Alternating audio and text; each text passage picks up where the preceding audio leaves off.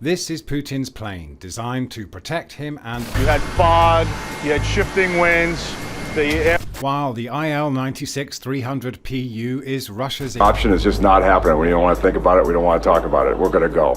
Done. All right. Done deal. Putting the total cost at over $2 billion. And that doesn't even... There's a plane in the sky that makes even the most powerful people on Earth pause. It's not just big or expensive or high-tech. It's not covered in gold or packed with a dozen bedrooms.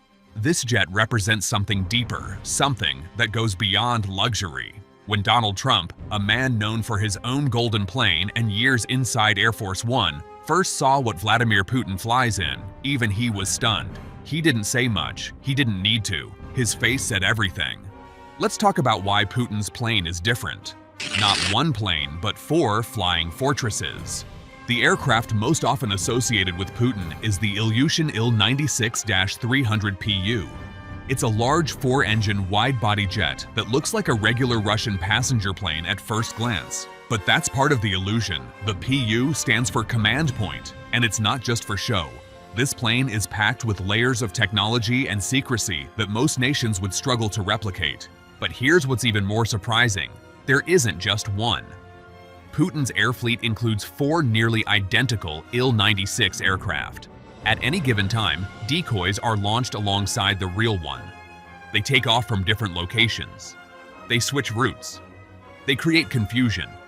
Even insiders often don't know which jet is carrying the real president. That's the level of security and strategy we're talking about. Most people use bodyguards. Putin uses decoy jets. Each plane costs upwards of $500 million, and the total cost of the fleet when you add in technology, modifications, military-grade communication systems, and years of upkeep easily reaches $700 million. That's more than most presidential palaces. And it's no exaggeration, some analysts say the interior of this jet is more secure and more advanced than the Kremlin itself. More than comfort. The inside of the plane has been designed with one goal: complete control. Not comfort, not opulence, control. That's not to say it doesn't look impressive. It absolutely does. The interior was designed by Russian artist Ivan Glazunov, the son of one of the country's most respected painters. The design style is imperial Russian think gold finishes, crystal chandeliers, heavy curtains, leather seats, and thick carpets. It's a mobile extension of the Kremlin. There's even a king-size bed, a fully equipped bathroom, and a spacious conference room where Putin can conduct military meetings mid-flight. It's a command center, not just a jet. In case of a nuclear strike or major international conflict, Putin could run his country from 40,000 feet, completely isolated from any outside interference. That's what sets this aircraft apart. It's not a display of wealth. It's a weapon of leadership. Trump's reaction. During a confidential summit, Donald Trump was reportedly shown classified images of Putin's jet. Trump, who rarely misses an opportunity to comment on power or design, didn't say much. But according to insiders, he leaned over to one of his aides and whispered, "This isn't just a jet, it's a message." And he wasn't wrong. Trump understands optics. He made his career on grand gestures, branding, luxury, and being seen. His own private jet is a Boeing 757, customized with gold seatbelts and his name painted in giant letters on the side. He's been inside Air Force One and called it one of the most powerful symbols of American strength. But even Trump realized Putin's jet isn't about flash. It's about sending a message that can't be mistaken or ignored. That's why it rattled him, because it wasn't trying to impress. It was reminding the world, Russia doesn't need permission to lead. It moves in silence, and that silence is powerful. Air Force One versus Putin Force One. Let's compare that with the United States' own airborne icon, Air Force One. Technically a modified Boeing VC-25A, it's famous around the world. It's sleek, it's massive, and it's packed with the best that American technology and logistics can offer. There are medical bays, secure communication systems, a conference room, private quarters for the president, and full-service kitchens. It's a marvel, but it's also known. You've seen its interiors. It flies with a published schedule. Its movements, while protected, are broadly accessible. It reflects the values of a democracy: transparency, function, and safety. Putin's plane is something else entirely. It's cloaked in mystery. No official interior photos exist. No public schedules. No media walkthroughs. Everything is classified, need to know. Even the number of aircraft that accompany Putin on a given flight is a moving target. This secrecy isn't a bug, it's the entire design philosophy. Where Air Force One says, "We are prepared," Putin Force One says, "You'll never see us coming." Power disguised as routine. The genius of it all is that Putin Force One doesn't look different from the outside. It looks like a typical Il-96 jet. There are no dramatic colors, no flashy markings, just the Russian flag and a number. But that's the trap. Beneath that modest exterior is a labyrinth of secure compartments, defense tech, and military-grade surveillance tools. Every flight is planned with deception in mind.